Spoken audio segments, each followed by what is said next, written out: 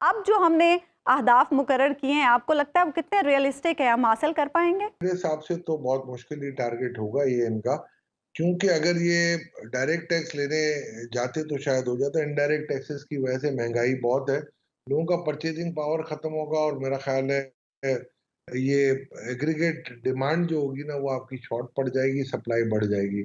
और उस तरीके से मेरा ख्याल है टैक्सेस कभी आप इंक्रीज नहीं कर पाते, और टैक्सेस की मद में आपकी शॉर्टफॉल रहेगी। हाँ, अगर वो डायरेक्ट टैक्सेस में जो हमने कुछ पिछले साल इनको बताई थी चीजें, reform and resource mobilisation commission ने अगर वो ये कर लेते तो शायद ये हो जाता। लेकिन हमारे वजीर खजाना साहब ये कह रहे हैं कि कोई मुकद्दस गाय नहीं है और सबको अब टैक्स देना होगा। तो एक विल तो हमें बहरहाल नजर आ रही है। आपको क्या लगता है इसके लिए पॉलिसी क्या बनानी पड़ेगी? हमारी टैक्स पॉलिसी में कहाँ खामियां हैं जिसकी वजह से आज तक हम हासिल नहीं कर पाए अपने अहदाफ?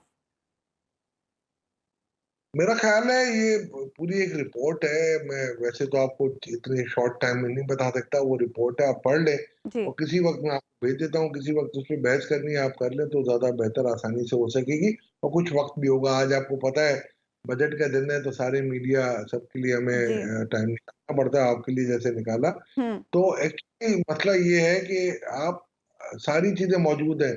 जैसे आप एग्रीकल्चर पे आप टैक्स नहीं लगा सकते, हम्म। ठीक है ना? हम्म।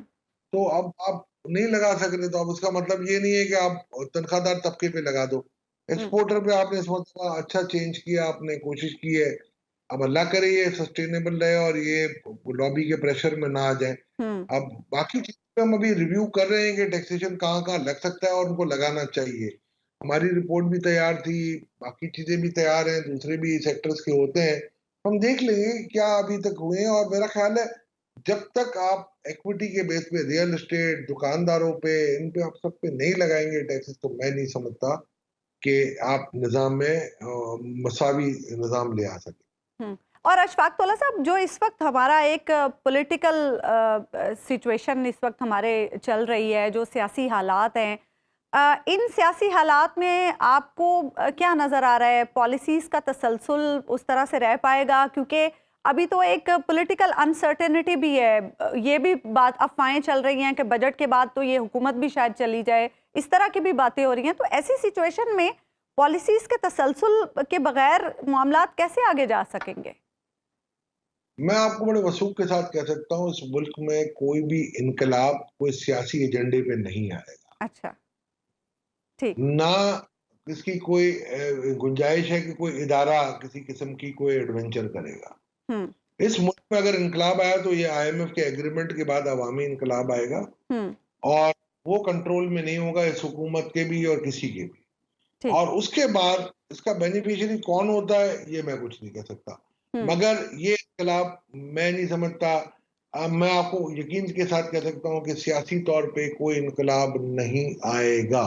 ठीक। मगर आईएमएफ के प्रोग्राम के बाद जो महंगाई आएगी, तो फिर अवाम अगर बर्दाश्त से बाहर हो गए हुँ। और इनका जो सब्र का पैमाना लबरेज हो गया तो फिर इसमें आपके लिए बहुत तकलीफ हो जाएगी। हुँ। अशफाक तौला साहब, हम ये देखते हैं हमारे मुल्क में हुकूमत का इकोनॉमी में बहुत ज़्यादा अमल दखल है।